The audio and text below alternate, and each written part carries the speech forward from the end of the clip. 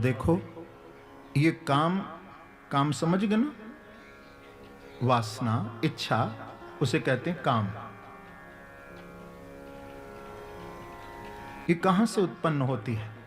इच्छाएं वासनाएं जीव के अंदर ये चित्त से पैदा होती है। वासना हमारा जो अंतःकरण है जो कि चार से निर्मित है, मन, बुद्धि, चित्त और अहंकार। तो देखो हमारे चित्त से ये कामना उठती है, जो हमारे मन में इच्छाएं आती है ना, ये चित्त से उठती है, चित्त से। और चित्त के अधिष्ठाता देव हैं श्री वासुदेव कृष्ण। जब तक ये चित्त चोर में नहीं लगेगा ना भैया, तब तक ये चित्त हमारा शांत होगा ही नहीं। हा? तो मन कैसे लगाओगे ठाकुर जी में? भैया मन लगाने का तो एक ही है, इसलिए कहा है आचार्यों ने कि चेतो दर्पण मार्जनम, इस चित्त रूपी दर्पण का मार्जन करो। मार्जन का अर्थ है इस चित्त रूपी दर्पण को साफ करो। जैसे घर में रोज आप पोछा लगाते हो, सफाई करते हो, आप बार बार शीशा को भी आप साफ करते हो, तो इस चित्त को भी साफ करो भैया। इस चित्त को साफ कैसे करोगे? इस चित्त को साफ करने के लिए केवल एक ही रास्ता है इस कलकाल में, ठाकुर जी के नाम का जप करो। ये जप रूपी जो आपके पास ठाकुर जी का नाम है, उससे पोछा लगाओ इस चित्त रूपी दर्पण पर, इसको साफ करो, साफ करो, नाम जप करो। एक बार ना अर्जुन और भगवान श्री कृष्ण, ध्यान से सुनना, ठाकुर जी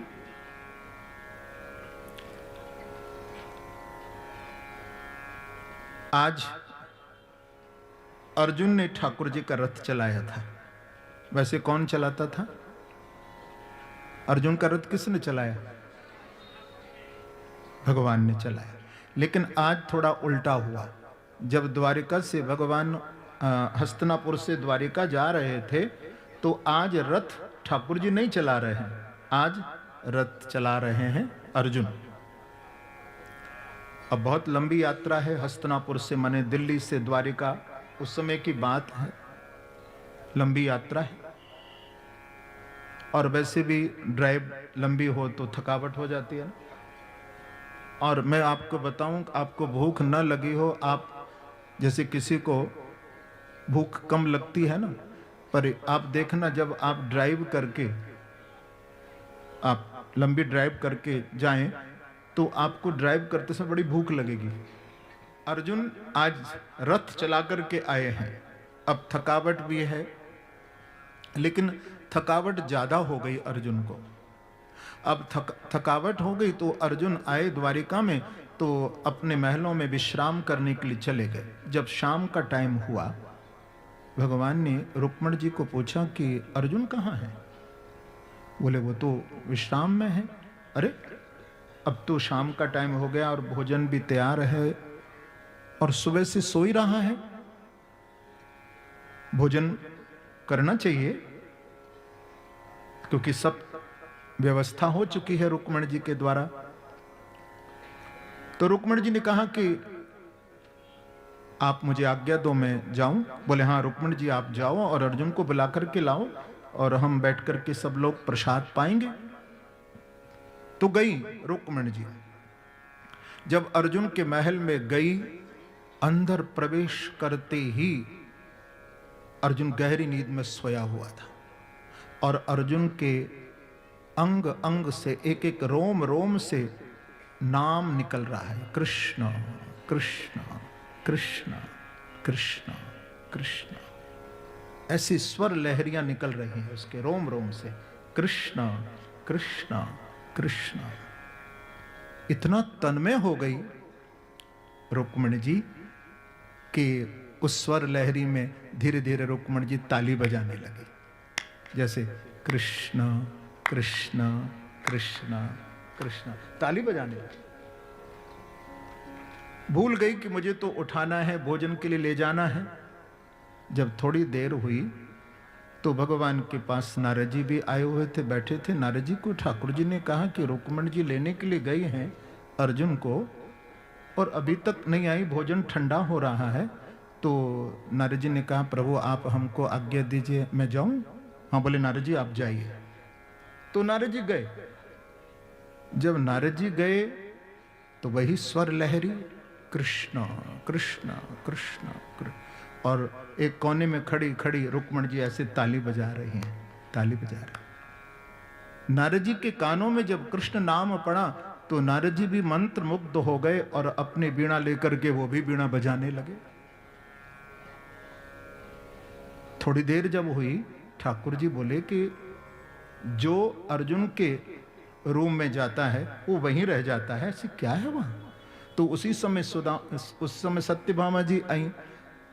सत्यभामा जी ने कहा प्रभु आप थोड़ा विचलित हुए हैं, क्या बात है? बोले मैंने रुक्मणी को भेजा, नारद को भेजा, अभी तक वो लेकर के अर्जुन को नहीं आए, महल में जाते और वहीं रह जाते हैं। बोले मैं जाती हूं, मैं अभी लेकर के आती हूं, देखती हूं। तो ठाकुर जी की आज्ञा से जब सत्यभामा जी उस महल के अंदर गई, वही स्वर लहरी देखा तो रुक्मणी जी कोने में खड़ी खड़ी ताली बजा रही हैं।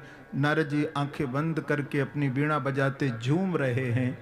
वो स्वर लहरी जब ठाकुर जी के नाम की कृष्णा कृष्णा कृष्णा जब सत्यभामा जी के कानों में पड़ी तो सत्यभामा जी कहाँ पीछे रहने वाली थी?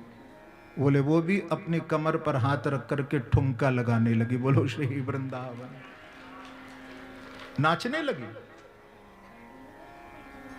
नृत्य करने लगे। ठाकुर जी बोले ये तो कोई महल में गड़बड़ है, जो जाता है वो वहीं रह जाता है, मैं चल करके देखता हूं। भगवान जब आए और प्रभु ने देखा कि कोने में बैठी रुक्मणी जी ताली बजा रही हैं खड़ी, और देवर्षि नारद अपनी बीणा बजा रहे हैं, सत्यभामा जी नृत्य कर रही हैं, होश ही नहीं है किसी को। ठाकुर जी दौड़ करके गए और देखा ठाकुर जी ने तो अर्जुन के रोम रोम से आवाज निकल रही थी, कृष्ण कृष्ण कृष्ण कृष्ण। ठाकुर जी के नेत्र सजल हो गए। तुरंत भगवान उस जिस पलंग पर अर्जुन सो रहे थे, ठाकुर जी वहां गए और अर्जुन के दोनों चरण उठाए, बैठ गए और अपनी गोद में रख करके ठाकुर जी उनके चरण दबाने लगे, अर्जुन के चरण दबाने लगे। आंखों से ठाकुर जी के अश्रुबिंद गिर रहे थे। जब पैरों पर आंसू गिरे, एकदम भड़बड़ा करके अर्जुन की आंखें खुली। अर्जुन ने कहा प्रभु ये आप क्या कर रहे हो? आप मेरे चरण को लेकर के अपने गोद में बैठे हो। तो ठाकुर जी बोले कि अर्जुन भैया आज तूने ये सिद्ध कर दिया, आज मैंने प्रत्यक्ष देखा तेरे रोम रोम से मेरा नाम निकल रहा था, कृष्णा कृष्णा कृष्णा। मैंने भक्त तो अपने बहुत देखे अर्जुन, पर तेरे जैसा भक्त नहीं देखा, तू मेरा परम प्रिय भक्त है। तो भैया जो ठाकुर जी का नाम निष्ठा जिनके अंदर होती है, ध्यान रखना, जो प्रभु का निरंतर नाम जप करते रहते हैं, उनके रोम रोम से ठाकुर जी का नाम निकलता है। इतना जप करो, राधे राधे राधे राधे राधे राधे राधे राधे राधे राधे राधे राधे राधे राधे राधे राधे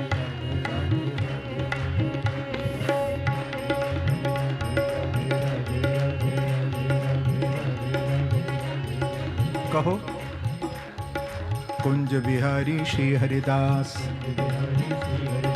कुंज बिहारी श्री हरिदास,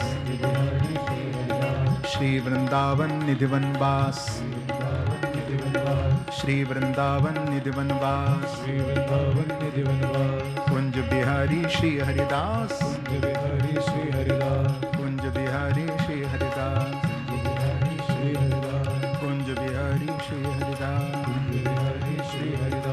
राधे राधे राधे राधे राधे राधे राधे राधे राधे राधे।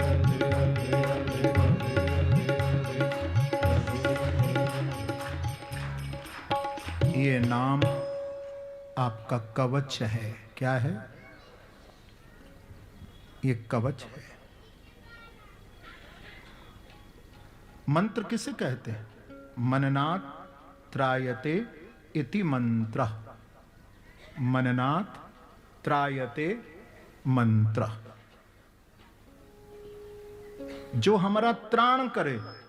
त्राण माने जो हमारा कवच बन जाए। जैसे जैसे भक्त नाम जप करता है, आपने देखा जब सैनिक युद्ध में लड़ने के लिए जाते हैं तो एक कवच, एक ड्रेस विशेष पहनता है अपनी आत्मरक्षा के लिए, सुरक्षा के लिए। बस याद रखना, ये ठाकुर जी का नाम को भी आप अपना कवच बना लो। आपके चारों ओर कवच बन करके नाम रहता है। चेतो दर्पण मार्जनम, इसलिए हमें अपने चित्त रूपी दर्पण का निरंतर मार्जन करते रहना चाहिए।